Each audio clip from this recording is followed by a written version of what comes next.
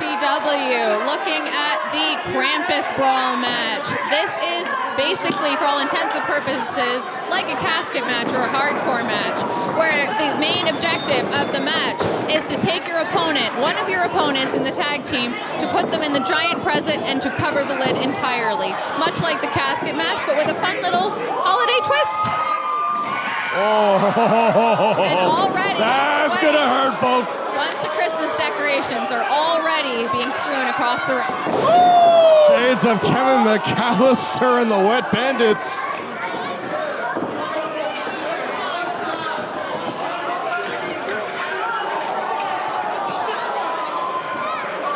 Bandits, the Sticky Bandits, depends on which movie you're watching, but absolutely. But this kind of match is the kind of thing that Kevin McAllister. Oh my goodness, already inflicting pain onto those decorations. The baubles, the pine cones, the what was in there?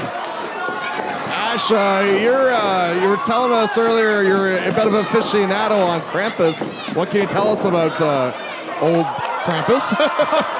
So since this event is the Krampus Brawl, I decided to do some research into it, and Krampus is actually a horned anthropomorphic figure in the Central, Eastern, and Alpine folklore of Europe. And during the Advent season, Krampus would assist St. Nicholas, on Christmas, and St. Nicholas would reward the children with modest gifts such as oranges or dried fruit, walnuts, and chocolate, while the badly behaved children, unfortunately, would receive punishment from Krampus in the form of birch rods. So when you think about it, it kind of translates to wrestling, because when you think about a birch rod? You think about a kendo stick. You think about a bat.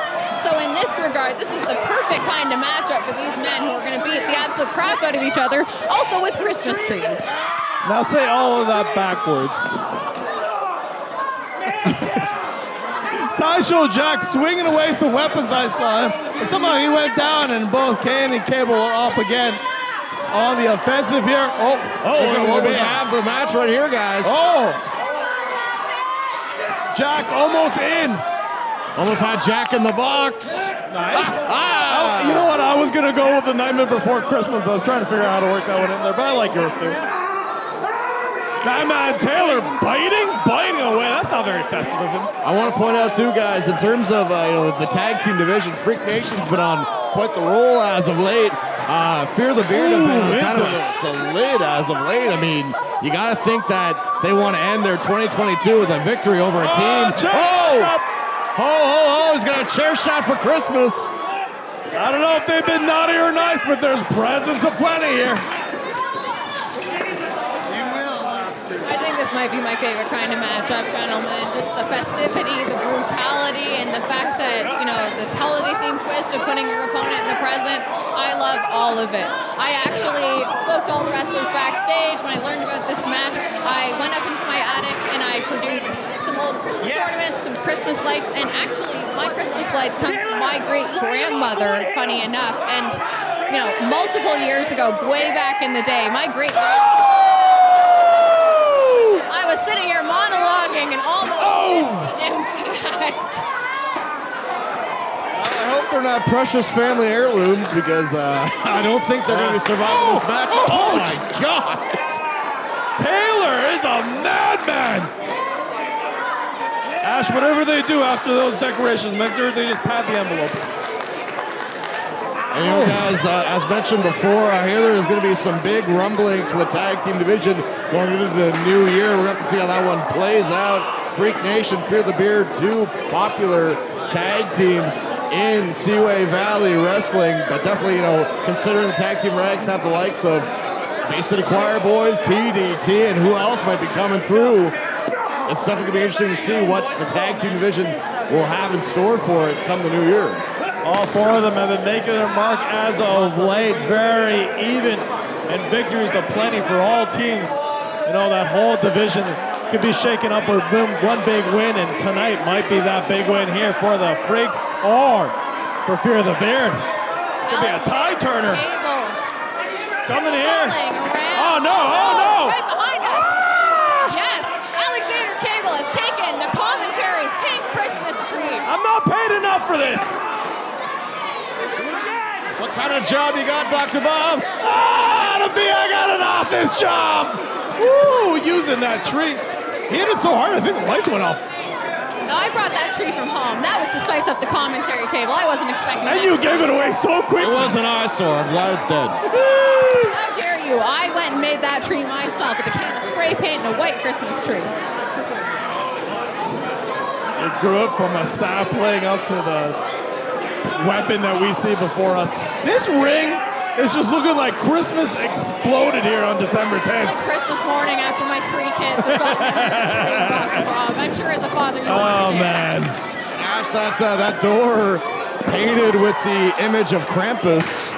You know, Adam B, funny enough, I've been watching on Disney Plus. They have a new Santa Claus series based after the movie, and at one of the last episodes, a black hand was placed on his shoulder, and I went, Krampus, clearly Krampus. And I was speaking with Dr. Bob and whatnot before the show. We thought it'd be a nicer way to integrate it to it. Even though I was wrong, Krampus still prevalent. Oh, not enough force. Not enough, though, to go through the Krampus table, unfortunately. I dared you to tell that whole story. You actually did. I like it.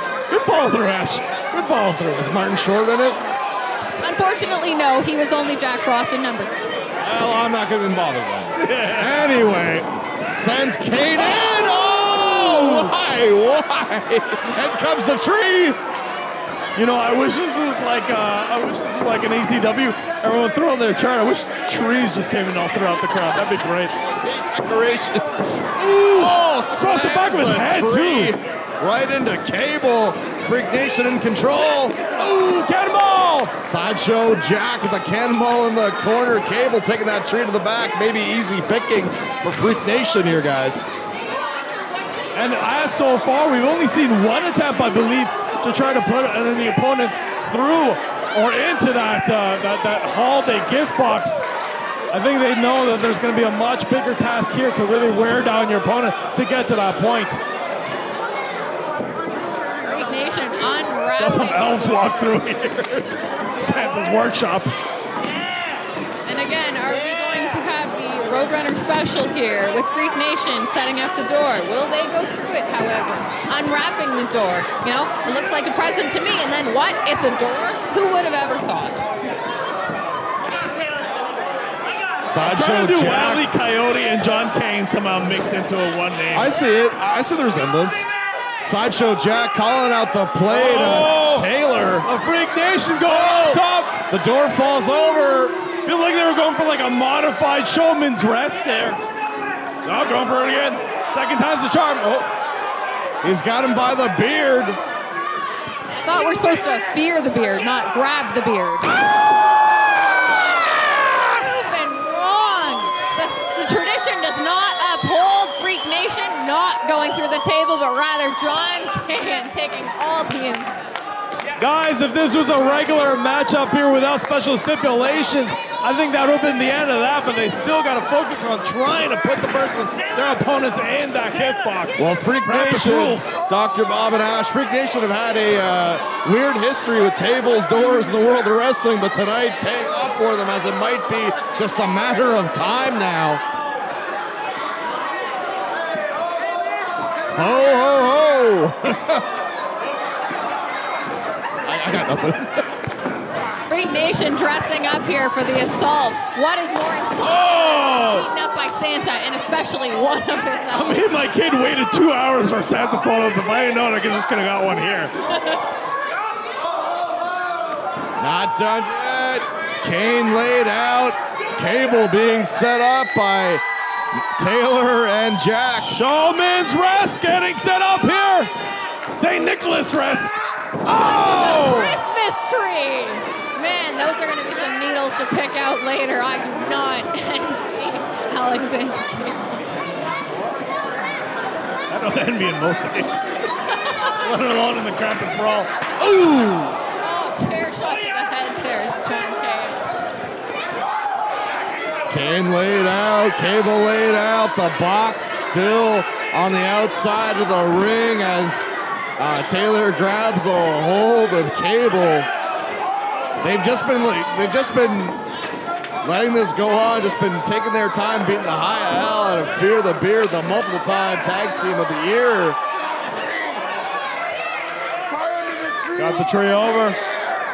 Fear the Beard, maybe the 3 three-time tag team champions of the year, but unfortunately that doesn't help them in this situation when the only thing is to get your opponent into that box.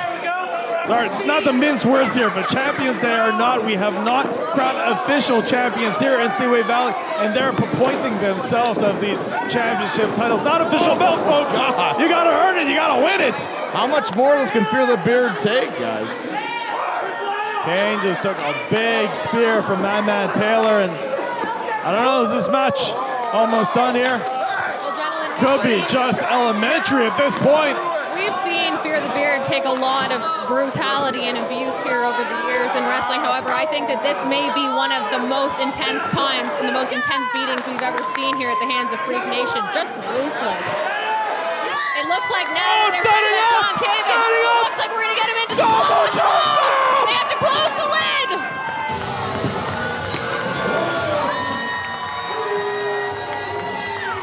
Freak Nation adds another one to the win column over Fear the Beard. You know, if the rumors and rumblings I'm hearing about tag team wrestling in Seaway Valley are true, keep your eye on Sideshow Gak and Madman Taylor.